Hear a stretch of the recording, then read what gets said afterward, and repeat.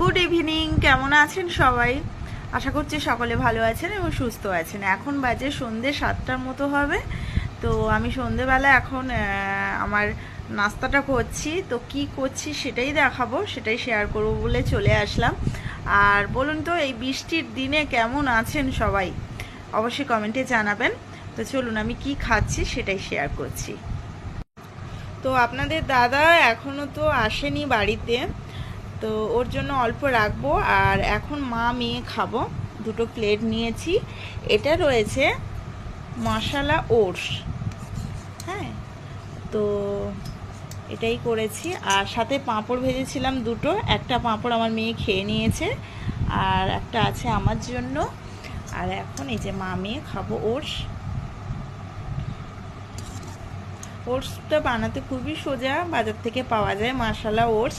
তো প্যাকেটটা কিনে এনে গরম জলে দিয়ে 5 মিনিট ফুটিয়ে নিলে রেডি হয়ে যাবে। তো এই হচ্ছে আজকের আমাদের সন্ধ্যেবেলার খাওয়া দাওয়া। রাতের কি খাওয়া হবে এখনও ঠিক হয়নি, দাদা আসুক, আপনাদের দাদা আসলে তখন খাওয়া দাওয়া।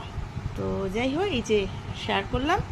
আর কারা কারা ভালোবাসেন অবশ্যই কমেন্টে জানাবেন। তো সবাই ভালো থাকবেন এবং সুস্থ থাকবেন।